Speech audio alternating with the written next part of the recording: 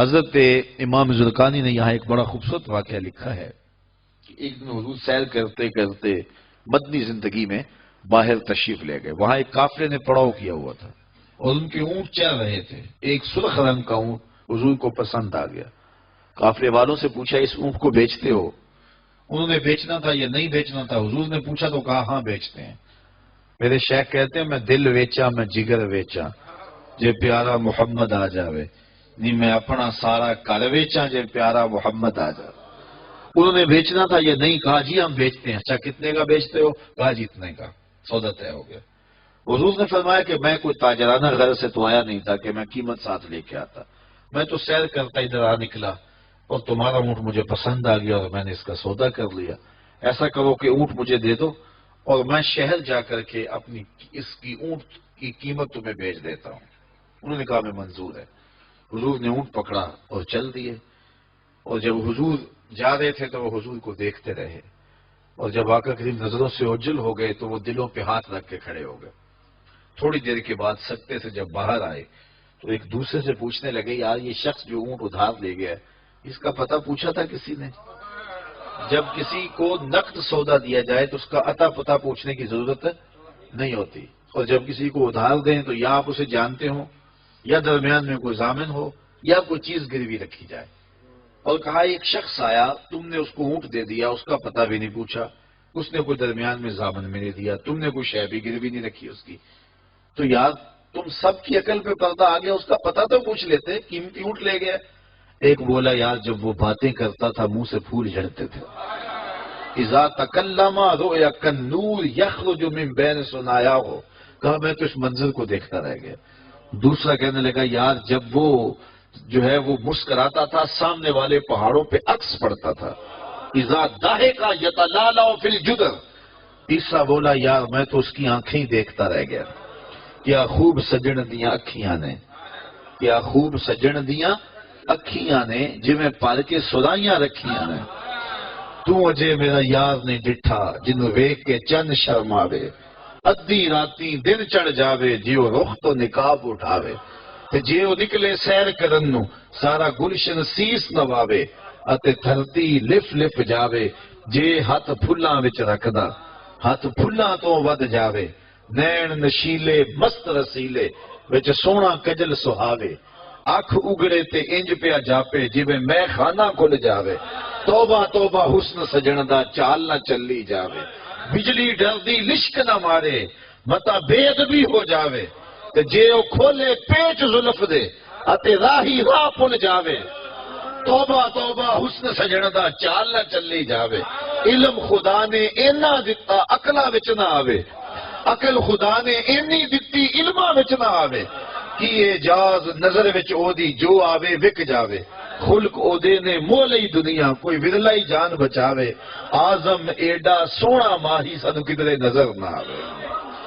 انہوں نے کہا جو بھی ہوا تم اس کے حسن میں کھو گئے اور وہ قیمتی اونٹ اپنے حسن کا جادو جگا کے تم سے ہتھیا کے لے گیا.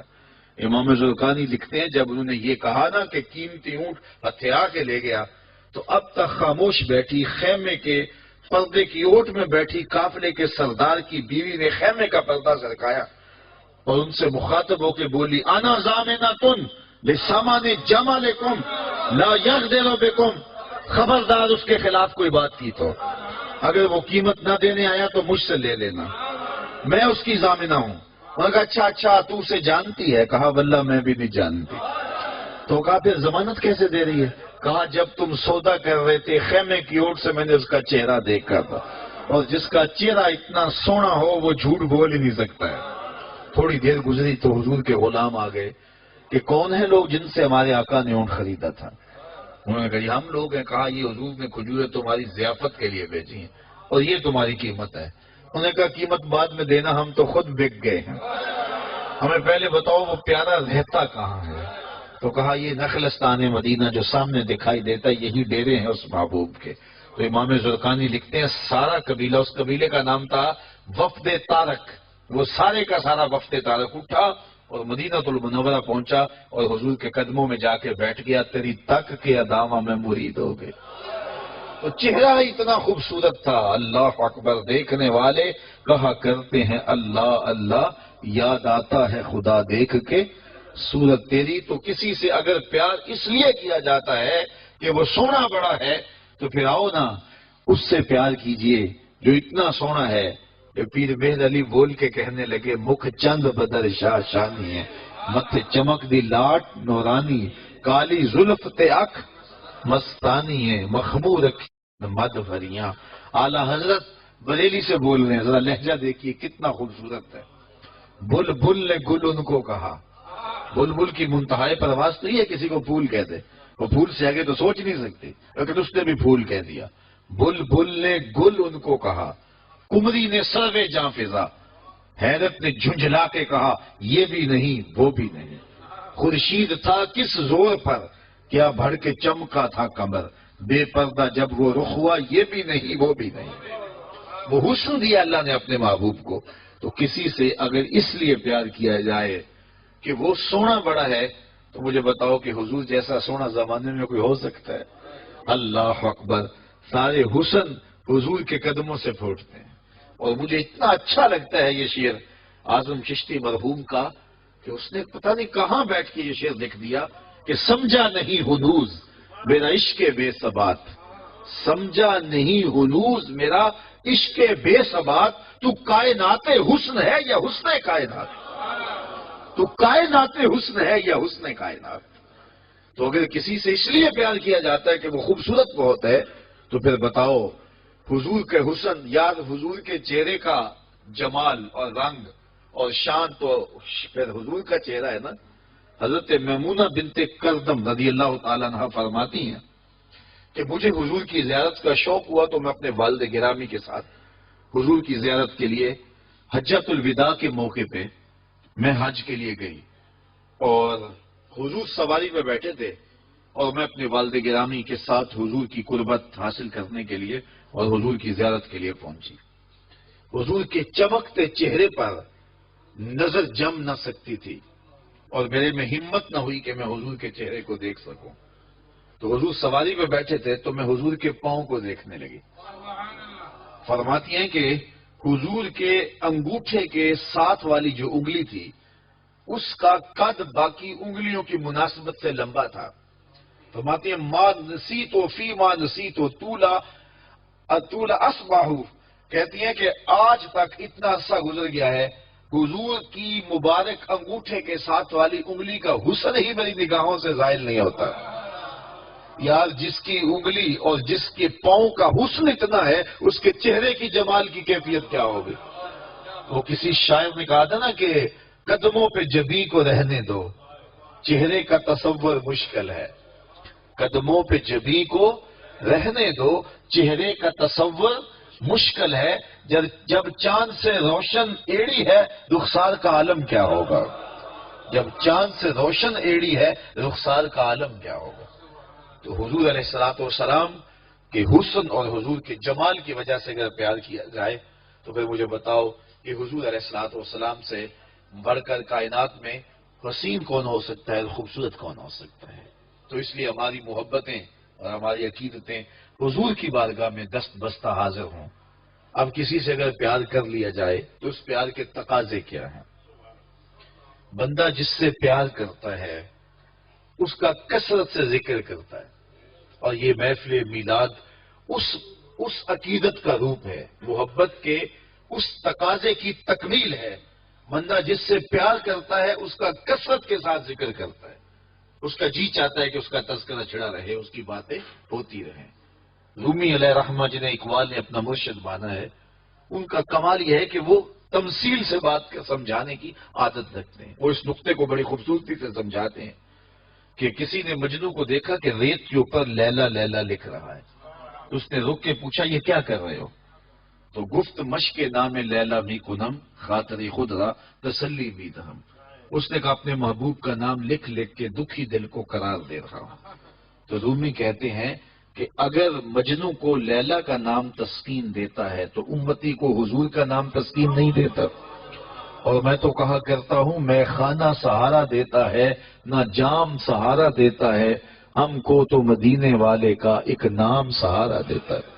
ٹھنڈ پڑ جاتی ہے سینے میں جب کسی کے لبوں پہ اس مبارک نام کا چراغاں ہوتا ہے، تو جس سے پیار کیا جاتا ہے اس کا کثرت سے ذکر کیا جاتا ہے۔ میاں صاحب نے بھی اپنے انداز میں کہا ہے نا، جو کسی دا عاشق ہوے تے گل اسے دی کرتا، 100 مکر بہانے کر کے مرنے ہو اس نے مرتا۔ جب محبت کسی سے ہو تو پھر اس کا تذکرہ کسی نہ کسی بہانے چڑھا جاتا ہے۔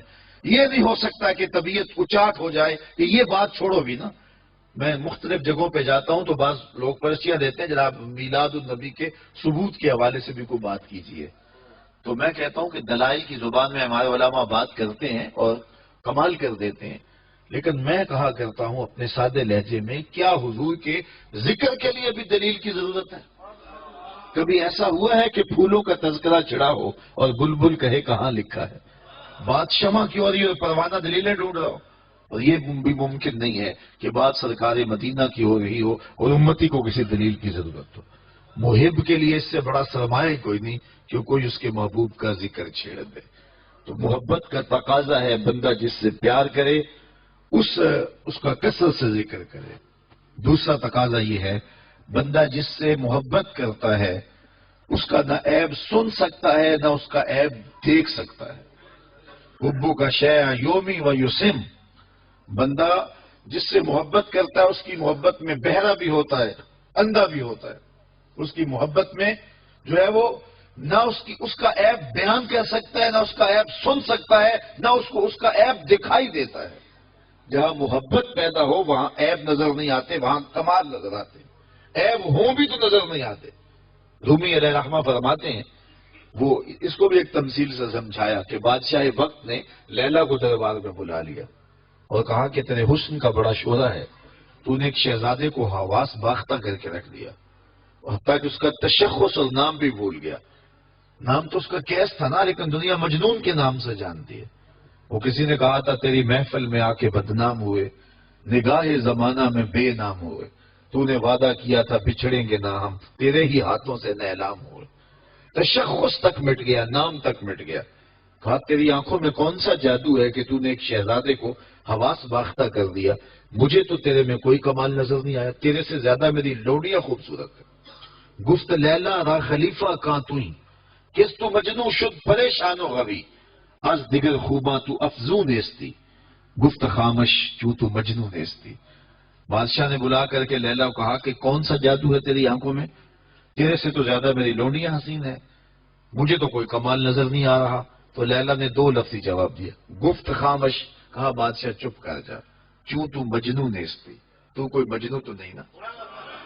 دیدائے مجنو اگر بودے تو رہا، از تو عالم بے خطر بودے تو رہا، تیری آنکھ مجنو والی ہوتی پھر تو مجھے دیکھتا۔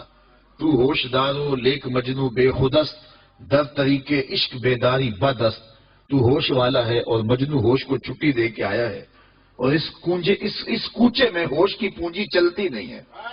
تو رومی کہتے ہیں کہ اگر لیلا کو دیکھنا ہے تو مجنو کی آنکھ چاہیے، اور مصطفیٰ کریم کو دیکھنا ہے تو ابو بکر کی آنکھ چاہیے۔ اگر وہ نگاہ ہوگی تو کبھی ہو ہی نہیں سکتا کہ کوئی عیب دکھائی دے، اور یہ تو ذات وہ ہے جہاں عیب ہے ہی نہیں۔ محبوب میں تو عیب ہو بھی تو نظر، اور یہ وہ ذات ہے خلقت مبرئا من کل عیب، یہاں تو عیب نام کی چیز ہی کوئی نہیں، بلکہ میرے امام بولے وہ کمال حسن حضور ہے کہ گمان نقص جہاں نہیں۔ نقص تو بڑی دور کی بات ہے، یہاں نقص کا گمان بھی نہیں ہے۔ یہی پھول خار سے دور ہے، یہی شمع ہے کہ دھواں نہیں۔ ہر پھول کے ساتھ کانٹا ضرور ہوتا ہے اور ہر شمع کے ساتھ دھواں ضرور ہوتا ہے، لیکن حسن رسول وہ پھول ہے جس کے ساتھ کانٹا نہیں ہے، اور وہ شمع ہے جس کے ساتھ دھواں نہیں ہے۔ تو جہاں محبت پیدا ہوتی ہے وہاں عیب ہو بھی تو دکھائی نہیں دیتا، اور جو میرے اور آپ کے آقا و مولا ہیں وہ تو ہیں ہی سراپا کمال۔ اللہ اکبر، ہمیں اس پہ ناز کرنا چاہیے کہ ہمیں حضور عطا کیے گئے۔ خدا کی قسم حضور کی ذات وہ ذات ہے، میں نے کتب میں پڑھا ہے 12 نبیوں نے آرزو کی ہے کاش ہم حضور کی امت سے ہوتے، نبیوں نے تمنائیں کی ہیں، آرزو نہیں۔